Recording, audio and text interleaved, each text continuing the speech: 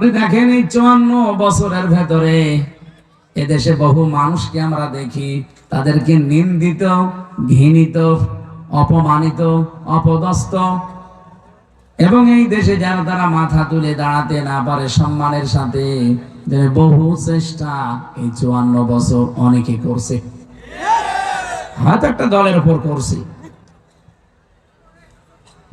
আল্লাহ পাক বলেন আমি ওই দলের উপরে আমার একটা ইচ্ছা জেগেছে, আমি আল্লাহ একটা মানসা করেছি, ইচ্ছা করেছি, ইরাদা দিয়েছি, আমি সিদ্ধান্ত নিয়েছি আলাল্লাযীনা ইসতাদঈফু ফিল আরদি, জমিনে যাদেরকে ফেরাউন দুর্বল করে রেখেছিল ওই মুসা নবীর দলকে, নাজালাহুম আইম্মাতান, আমি আল্লাহ তাদেরকে জমিনের নেতা বানিয়ে দেব, এবং এই জমিনের শাসনভার বিশেষ করে ওয়ারিস আমি আল্লাহ তাদেরকে বানাবো। এটা হাজার হাজার বছর আগে মুসা নবীর সম্পর্কে আল্লাহ এই কথাটা দিয়েছে। তার মানে কামাস্তাখলাফাল্লাযীনা মিন ক্বাবলিহিম, এই আয়াত অনুযায়ী বোঝা যায় এর আগেও বহু মানুষকে আল্লাহ রাষ্ট্রীয় ক্ষমতা দিয়ে ধন্য করেছিলেন। কি এটা কেন দিয়েছেন? এর পরের আয়াতে আল্লাহ জবাব দিয়েছেন সূরা কাসাস 6 নম্বর আয়াতে, অনুমাক্কিনা লাহুম ফিল আরদি ওয়া নুরিয়া ফিরআউনা মাহামানা ওয়া জুনুদাহুমা মিনহুম মা কানু ইয়াহযারুন।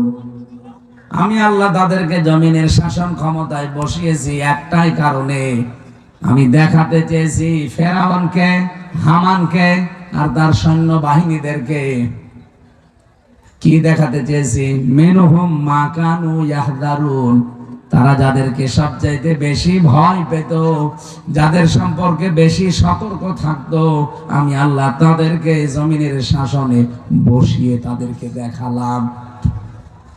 এটা যে আগে দেখিয়েছে এখন ওই আল্লাহ আর নেই, উনি এখন আর পারেন না। বলেন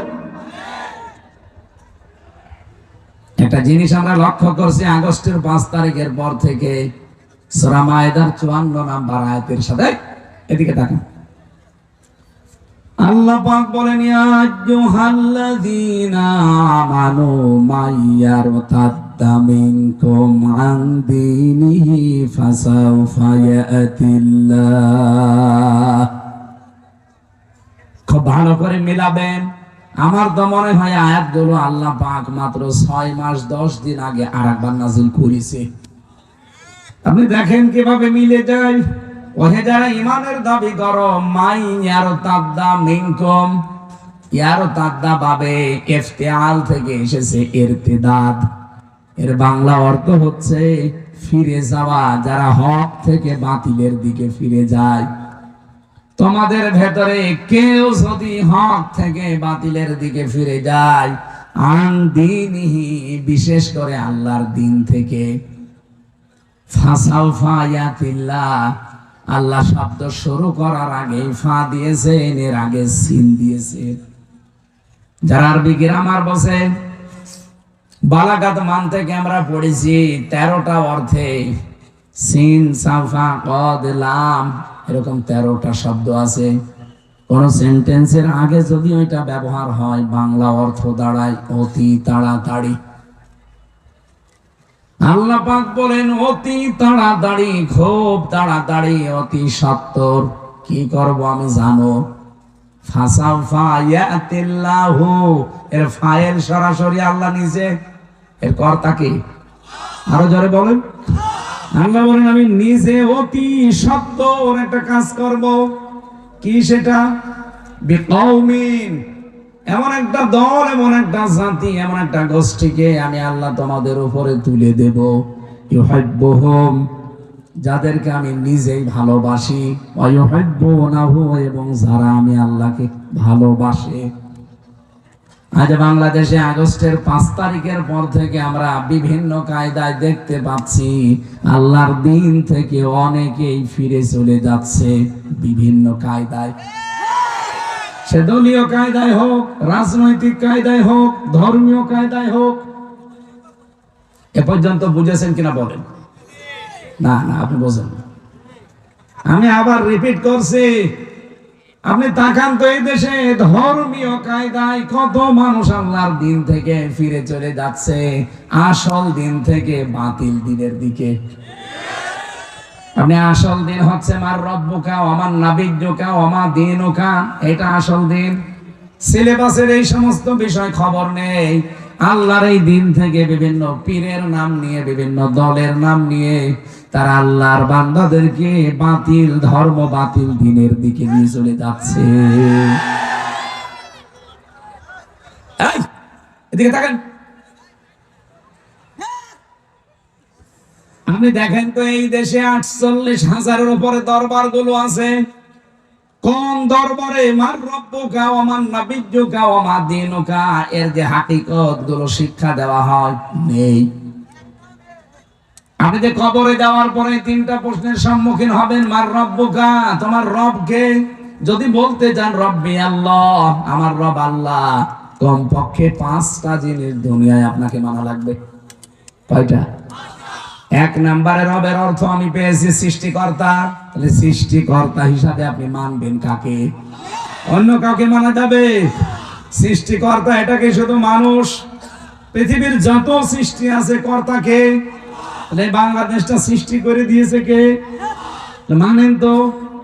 কিছু কিছু মানুষ বলেন না, এ দেশ আমার বাবা বানিয়েছে। কেন আমার বাবা বানাবে কেন? আপনি যে রব্বি আল্লাহ বলতে চান, প্রথমেই তো আপনাকে সৃষ্টিকর্তা হিসাবে মানা লাগবে। এটা কি শুধু মানুষ সৃষ্টি না সব সৃষ্টি? এক কথা বুঝতেছেন? তাহলে এই কথা কেউ যেন পাগলামি করেও বলবেন না যে দেশ আমার বাবা বানিয়েছে। আজকে এক আবাল, আমি আবালই বললাম, এই আবাল বলছে অমকের নাম নিতে হলে ওযু করে নেওয়া লাগবে। আমি আর নিচে নামলাম না। কি আল্লাহর ওলি হয়ে পড়েছে যে ওনার নাম ওযু করে নেওয়া লাগবে? এর আগে কিছু মানুষকে দেখতাম সামসামি করতো, দালালি করতো, তেল দিত। সংসদে দাঁড়িয়েও অনেকের নামে বলতো হযরত অমুক। কেন? ও কি মরে গেছে জোরে হযরত বলা লাগবে? আর এত বড় জালেমাকে যদি আপনি হযরত বলে ডাকেন, তাহলে আবু জেহেলকেও বলা লাগবে হযরত আবু জেহেল। কারণ সে আর এ সমান।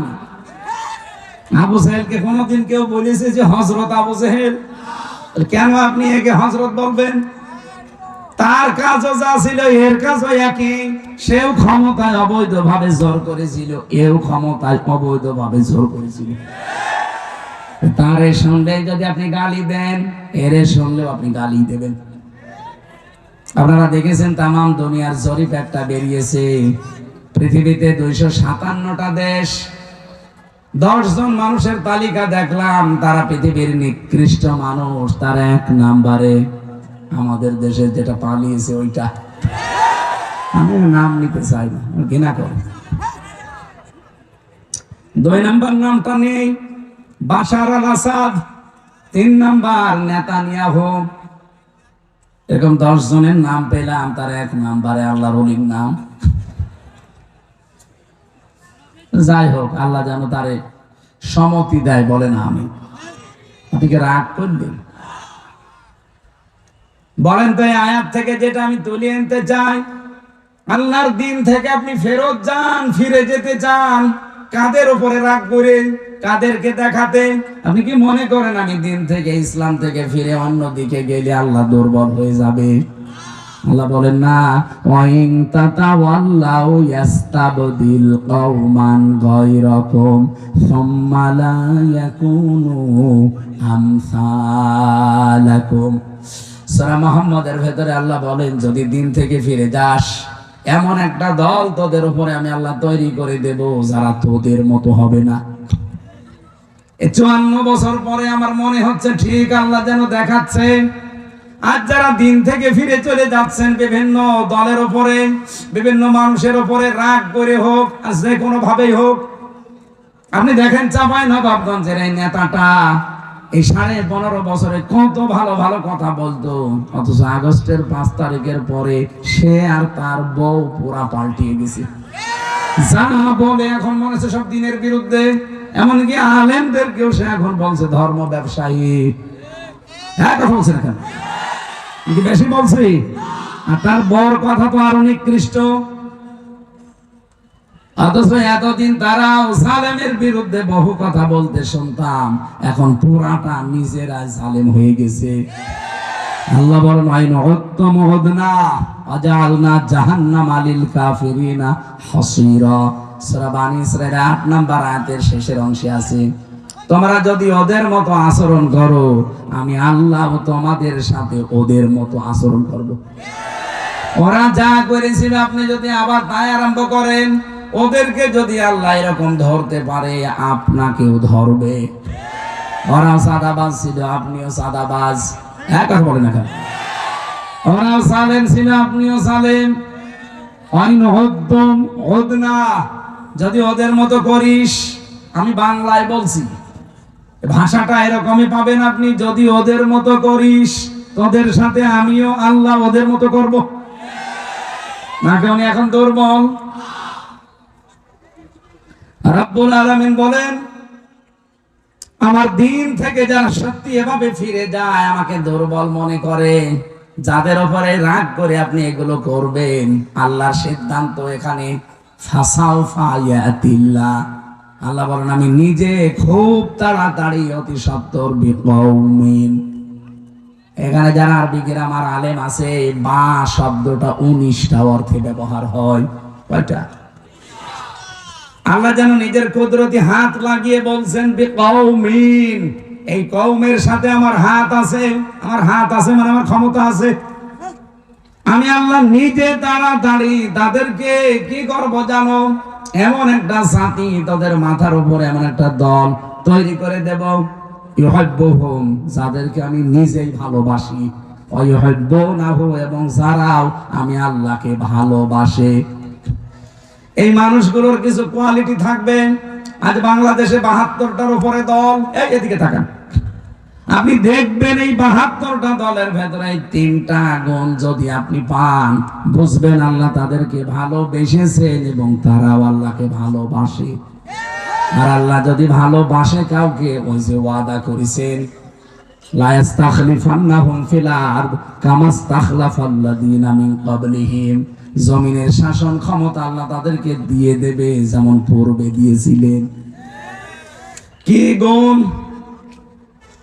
কোরআনে কারীমের সূরা মায়েদা 6 নম্বর পারা 16 নম্বর পৃষ্ঠা 9 নম্বর লাইনের, এটা 54 নম্বর আয়াতের মাঝের অংশে পাবেন, আযিল্লাতিনা আলাল মুমিনিনা আইজ্জাতিন আলাল কাফিরিন। খুব ভালো করে খেয়াল করে শোনেন, আমি কিন্তু কোনো দিকে তাকিয়ে কথা বলছি না, এই জন্য এদিকেও তাকাচ্ছি না, এদিকেও তাকাচ্ছি না। ছাতা আবার কার দিকে চোখ পড়ে যায়, দরকার চোখ বন্ধ করে বলছি। খুব ভালো করে খেয়াল করেন, আমার একটা বানানো কথা না, যে কোনো তাফসীর দেখতে পারেন। আযিল্লাতিন আলাল মুমিনিন, তারা মুমিনদের প্রতি রহমদিল হবে, কমল, স্নেহময়, স্নেহশীল। আযিল্লাতিন আলাল মুমিনিন আইজ্জাতিন আলাল কাফিরিন, কিন্তু কাফেরদের প্রতি তারা খুব কঠোর হবে। বাংলাদেশে 72টা দল আছে, রাজনৈতিক ভাবে শুধু নিবন্ধিত দল প্রায় 48টা, আর একটা তো কেড়ে নিয়েছে, ওইটা দিলে হবে 49টা। আশা করছি খুব তাড়াতাড়ি আল্লাহ যেন ওটা ফেরত দিয়ে দেয়। যত মানুষই কাজ করছে দেশের জন্য, দশের জন্য, বলে নেই যে 2টা গুণ বললাম এই আয়াত দিয়ে, কাদের ভেতরে এই 2টা পাওয়া যায়, যাদের ভেতরে পাওয়া যাবে, বুঝবেন আল্লাহ তাদেরকে ভালোবাসে, তারা আল্লাহকে ভালোবাসে। 3 নম্বরে গুণ হচ্ছে ইউজাহিদুনা ফি সাবিলিল্লাহি ওয়া লা ইয়াখাফুনা লাওমাতা লাইম, তারা যুদ্ধ করবে, জিহাদ করবে, সংগ্রাম করবে, চেষ্টা করবে, প্রচেষ্টা চালাবে আল্লাহর রাস্তায়। কার রাস্তায়? কিন্তু তারা ভয় করবে না কোন তিরস্কারকে। 54 বছরে বহু ভয় দেখিয়েছেন, বিভিন্ন নাম দিয়ে, ট্যাগ দিয়ে, কিন্তু সত্যি যারা একামতে দিনের দায়িত্ব পালন করে মন থেকে, তাদেরকে কোনো তিরস্কারকারীর তিরস্কার পিছিয়ে রাখতে পারে নাই। এমনকি যত ভয় দেখান, যত তিরস্কার করেন, তাদের ইমানি শক্তি আল্লাহ আরো বাড়িয়ে দেয়। আপনি দেখেছেন এক মুরব্বী মানুষ, উনি বলেছেন, দেখেন তামাম পৃথিবীর মানুষকে বলছি আমাদেরকে ভয় দেখাবেন না, চোখ রাঙাবেন না। হ্যাঁ, যদি সমালোচনা করতে চান গঠনমূলক করেন, চমা দেব, কিন্তু আমাদেরকে আপনারা ভয় দেখাবেন না, চোখ রাঙাবেন না। এই পৃথিবীতে আল্লাহ ছাড়া আমরা কাউকে ভয় পাই না। যতই তিরস্কার করেন, যতই উল্টা পাল্টা নাম দেন, মানুষের কাছে যতই আমাদের কালার করেন, কোনো ভয় আমাদের নেই। এখানে না, এখন ভয় পাচ্ছি না, সামনেও পাবো না।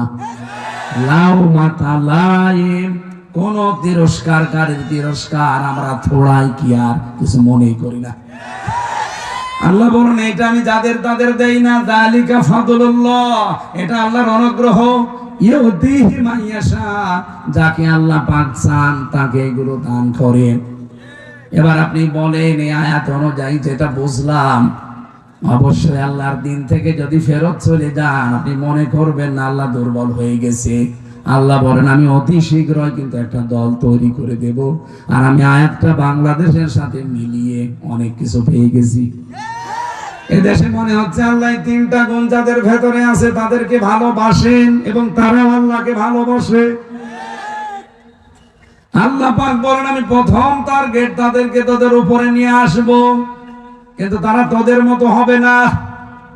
এখন আল্লাহ পাক যাদেরকে ভালোবাসেন ওই দলে যেন আমাদেরকেও শামিল হওয়ার সুযোগ দেন। সুযোগ যদি পান, হবেন তো? বলেন বলেন। গুণ প্রথমটা কি বললাম? নিজেদের ভেতরে রহম দিল হবে। কোথায়? আমার বাড়ি কুষ্টিয়া, ডক্টর হাবিব সাহেবের বাড়ি ঝিনাইদা, কমপক্ষে 50 কিলোমিটার দূর। অথচ শুধু দিনের কারণে ওনার সাথে আমার আত্মার যে সম্পর্ক, আমার নিজের আপন ভাইও যদি দিন না মানে, তার সাথে আমার এই সম্পর্ক নেই। কে কথা বলছেন এখানে? সারা বাংলাদেশে একামতে দিনের সত্যিকার অর্থে যারা দায়িত্ব পালন করে, সবাই মনে হয় এক মায়ের। কি বেশি বললাম? আপনি দেখেন, তার মনে হয় যে এক মায়ের সন্তান, কিন্তু নিজের আপন ভাই দিন মানে না, ইসলাম মানে না, তাকে সে জানের শত্রু মনে করে। এখানে আজিল্লাতিনা আলাল মুমিনিন আইজ্জাতিনা আলাল কাফিরিন, তারা নিজেদের ভেতরে রহম দিল হবে, কিন্তু কাফেরদের প্রতি বড় কড়া। এই জন্য এরকম আলটিমেটাম দিয়েছিল যে আপনারা কিসের বাঙালিকে হাইকোর্ট দেখান। একটা মুরব্বী মানুষ মিথ্যা মামলা মাথার উপরে নিয়ে আজ এতটা বছর জেলখানার অন্দর প্রকোষ্ঠে তার জীবনটাই নষ্ট করে দিয়েছে হাসিনা। থপ্পু, এর নাম নেওয়া ঠিক না, তারপরও থপ্পু নামটা নিয়ে ফেল। বলেন তো, যে মামলা দিয়েছে সে পালিয়েছে, যে বিচারপতি সে পালিয়েছে, যে মামলার আয়ু সে পালিয়েছে, প্রসিকিউটর পালিয়েছে, সাক্ষী পালিয়েছে, বিচারপতি পালিয়েছে, কেউ নেই। অথচ লোকটা আজ 13 থেকে 13.5 বছর জেলখানায় পড়ে আছে। আজকে তারে হাজিরায় দেখেছিল মামলায়, তার যে অবস্থা, আমি 3টা বছর তার সাথে ছিলাম, আমি দেখেছি। এই মানুষটা মানবতার জন্য, বিশেষ করে ইসলামের জন্য তার যে দরদ, তার মুক্ত বাতাসে থাকা খুব প্রয়োজন। জীবনের অন্তত শেষ কয়েকটা বছর সে নিজে নড়তে পারে না, 2 জনের কাঁধে ভর করে যায়। আপনি বাঙালিকে হাইকোর্ট দেখাচ্ছেন যে না, ওনার সাজা হয়ে গেছে, মুক্ত হবে না। তো সাজা হলে যদি মুক্ত না হয়, তারেক জিয়া মুক্ত হলো কি করে? তার তো 9 বছর সাজা ছিল।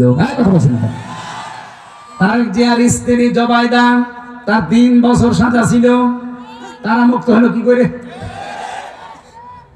লুৎফুজ্জামান বাবরের 17 বছর পরে যদি ফাঁসির আসামি বের হতে পারে, তারেক জিয়া সাহেবের বন্ধু গিয়াসউদ্দিন মামুন 17 বছর পরে যদি বের হতে পারে, ইনার কি হয়েছে?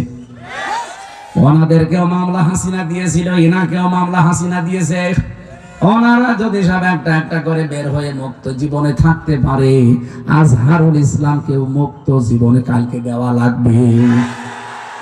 কালকে ডেট আছে, আবার আমরা চাই সে যেন মুক্ত জীবনে আসে। চান না আপনারা? তারা চান দেখে দেখেন তো, হাত তোলেন কেন? হ্যাঁ, এটা রাজনৈতিক বিষয়, এটা আমার ইমানের সাথে সম্পৃক্ত। কথা বলুন।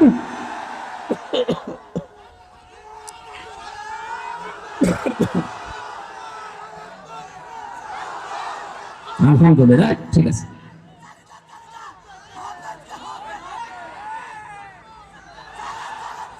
ঠিক আছে। ঝিনাইদহবাসী,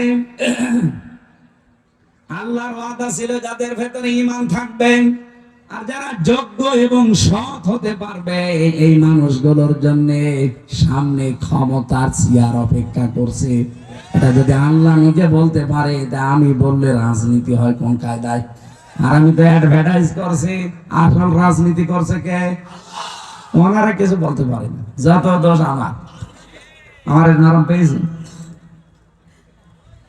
এখানে সালেহ শব্দটা অনেকে আমরা উল্টা পাল্টা বুঝি, মনে করে না বিশাল জব্বা গায়ে দিয়ে এই যে এরকম জব্বা, শুধু 24 ঘন্টা চোখ বন্ধ করে জিকির করবো, দুনিয়ার কোন খেয়াল রাখবো না, হয়ে গেল। কে বলেছে আপনাকে? আপনাকে যোগ্যতা অর্জন করা লাগবে। মুসা আলাইহিস সালামের জামানায় তাদেরকে যদি আল্লাহ চেয়ারে বসাতে পারে, এই হাজার হাজার বছর পরে উম্মতি মুহাম্মদী আমাদেরকে আল্লাহ পারবে না? আল্লাহর ওয়াদা কখনো মিথ্যা হয় না, হবেও না ইনশাআল্লাহ। এই জন্য আমি যে কথাটা নিয়ে শুরু করেছিলাম, এই কোরআনে কারীম শুধুমাত্র মুসলমানদের জন্য না, আর মানুষকে আল্লাহ সম্মান দিয়েছেন শুধু মুসলমানদেরকে না, মানুষ যারা তাদেরই সম্মান আছে। অথচ দুঃখজনক হলেও সত্য, আজ 54 বছর মানুষ যারা, তাদের সম্মান নিয়ে সবচাইতে বেশি ছিনিমিনি খেলা হয়েছে। আরে 15 বছর তো আরো বেশি। বলেন তো, সম্মানিত মানুষদেরকে সবচাইতে বেশি অসম্মান করা হয়েছে এই 15 বছর। এর আগেও হয়েছিল কম বেশি, কিন্তু এই 15 বছর আর সীমা ছাড়িয়ে গেছে। আলেমদের নামে যারা ধর্ষণ মামলা দেয়, মাওলানা মামুনুল হক, আল্লামা সাইদি, তার জীবনের শেষ মামলা ছিল ধর্ষণ মামলা। ওর যে মেয়ে লোককে সাজিয়ে নিয়ে এসেছিল পিরোজপুর থেকে, অ্যাডভোকেট তাজুল ইসলাম জিজ্ঞাসা করছে, মেয়ে মাওলানা সাইদি ধর্ষণ করেছে তোমাকে? জি হ্যাঁ। তোমার জন্ম কত সালে? 1975 সালে। ধর্ষিতা হয়েছে কত সালে? 1971 সালে। অ্যাডভোকেট তাজুল ইসলাম ওইদিনই বলেছিল, মাননীয় আদালত পয়েন্টটা একটু লেখেন, এর জন্ম 75-এ, ধর্ষিতা হয়েছে 71-এ, ওটাকে রুহের জগতে। ওই দিনই তো মামলা ঢিসমিস হয়ে যাওয়ার কথা। এক কথা বলে না কেন? করবে কি করে? রায় তো একজনের, উনি যা বলবে তাই হবে, আর বাকিগুলো সব এই লোক দেখানো। কি ট্রাইব্যুনাল বানিয়েছে লোক দেখানোর জন্য, বিচারপতি লোক দেখানো। বিচারপতি যার নাম কালামানি, কে মানুষের ভেতরে পড়ে না, এই জন্য আল্লাহ ওর বিসি উড়িয়ে দিয়েছে। আমার নিচে নাম না, এমনি বেশি উড়ে গেছে। আল্লামা সাইদিকে আমি ফাঁসি দিতে পারিনি, এই জন্য জীবনে আমার আফসোস। আল্লাহ ওর আফসোস জীবনে ঘুষিয়েছে।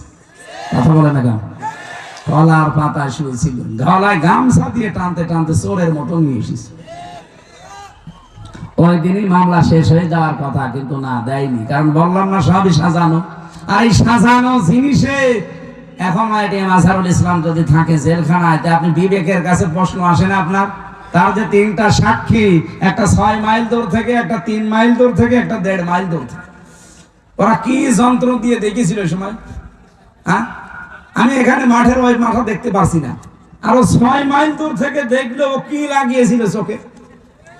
আর সেই সাক্ষীর উপরে ভিত্তি করে আপনি ফাঁসি দিয়ে দিলেন। এই সবগুলো হাসিনার থপ্পু, ওর সাজানো।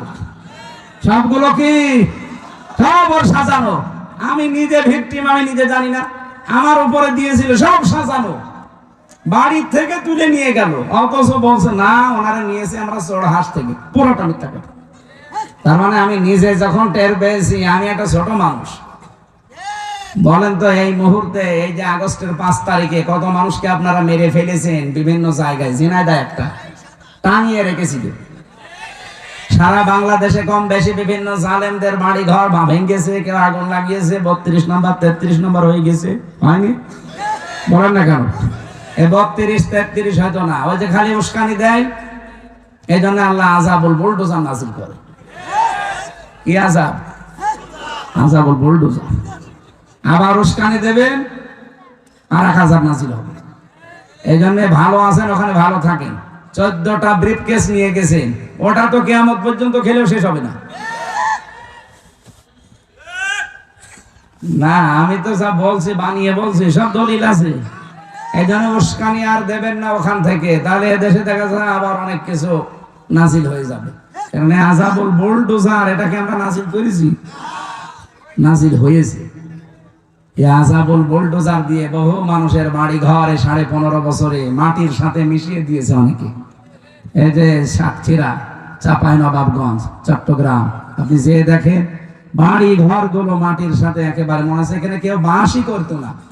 আল্লাহ সেইটার সব মনে হয় এই ফেব্রুয়ারির 5 তারিখে নিল। আবার কেউ যেন ঝামেলা করবেন না। যে কথাটা বলার জন্য পর্যন্ত নিয়ে আসলাম, রব্বুল আলামিন আমাদেরকে কোরআনে কারিমের এই মাহফিলে যাদেরকে নিয়ে এসেছেন, আমি যেটা বোঝাতে চাচ্ছিলাম এখান থেকে, আল্লাহ রাব্বুল আলামিন আমাদেরকে কোরআনে কারিমের এই অনুষ্ঠানে নিয়ে এসে সালেহ শব্দের ব্যাখ্যা থেকে পর্যন্ত এসেছিলাম।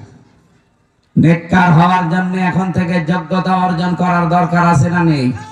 হ্যাঁ, যে যে জায়গায় আছেন এখান থেকে তাকে যোগ্যতাশালী হওয়া লাগবে, যোগ্যতা সম্পন্ন হওয়া লাগবে। আল্লাহর ওয়াদা আল্লাহ পালন করবেন সামনে ইনশাআল্লাহ। যেহেতু ওনারা অবৈধ ছিল, ওনাদের রায়ও ছিল অবৈধ, এজন্য আমরা চাই নিরপরাধ কোন মানুষ এই 15.5 বছরে যারা মিথ্যা মামলা, মিথ্যা সাক্ষীর কারণে জীবনটা নষ্ট হয়ে গেল, খুব তাড়াতাড়ি তাদেরকে মুক্ত বাতাসে ছেড়ে দিন।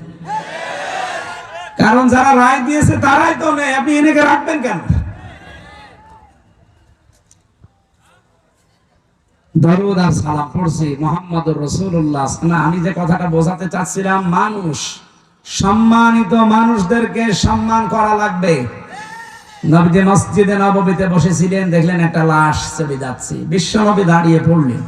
সাহাবীরা বলে, হুজুর দাঁড়াবেন না, এটা ইহুদির লাশ। নবীজি বললেন, ইহুদি তাতে কি হয়েছে, ওটা তো আল্লাহর বান্দা। আমি তো দাঁড়িয়েছি আল্লাহর বান্দার সম্মানার্থে। সুবহানাল্লাহ বলতে পারেন না? নবীজির মতো মানুষ যদি একটা ইহুদি মরে গেছে তার লাশ দেখে দাঁড়িয়ে যেতে পারে, আর আমরা মুসলমান, সৃষ্টির শ্রেষ্ঠ সৃষ্টি মানুষ, তার ভেতরে খায়রুল বারিজ্জা, যাদের ঈমান আছে তারা, যারা মুসলিম, এদের সাথে যে আচরণ করলাম, আপনি বিবেকের কাছে প্রশ্ন করে দেখেন। নবীজি ইহুদি দেখে দাঁড়িয়ে যান, আর আপনি মুসলমানদেরকে আরো দাবিয়ে দেন। আল্লাহ আমাদেরকে মানুষকে সম্মান করার তৌফিক দান করেন। আগামী থেকে আল্লাহর এই শ্রেষ্ঠ সৃষ্টি আশরাফুল মাখলুকাত মানুষের সম্মান নিয়ে কেউ যেন সিনিমিনি খেলতে না পারে, সেই পথগুলো সব বন্ধ করা লাগবে। এক কথা বলেন না কেন? দরুদ সালাম পাঠ করার মাধ্যমে আজকের তেলাওয়াতকৃত আয়াত সূরা জুমার 71 নাম্বার 72 নাম্বার আয়াত আমরা পড়েছি। কিছু তথ্য এর ভেতরে আছে, আমরা তাফসীর আকারে কথা বলবো ইনশাআল্লাহ। সূরা জুমার কোন সূরা? বলেন বলেন। 75টা আয়াত আছে। জুমার শব্দের শাব্দিক অর্থ ধাক্কা দেওয়া। কি দেওয়া? এ শুনেই বোঝা যাচ্ছে যে এর ভেতরে কোনো তালগোল আছে।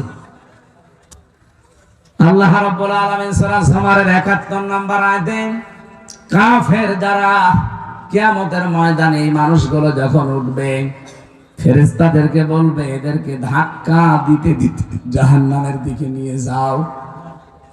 এখান থেকে কিছু প্রমাণ আমরা পেয়েছি। আমি বহু জায়গায় ঝিনাইদহ জেলাতে বলেছি যে জাহান্নাম আমরা অনেকে মনে করি 7টা, জাহান্নাম একটা, এর স্তর বা দরজা 7টা।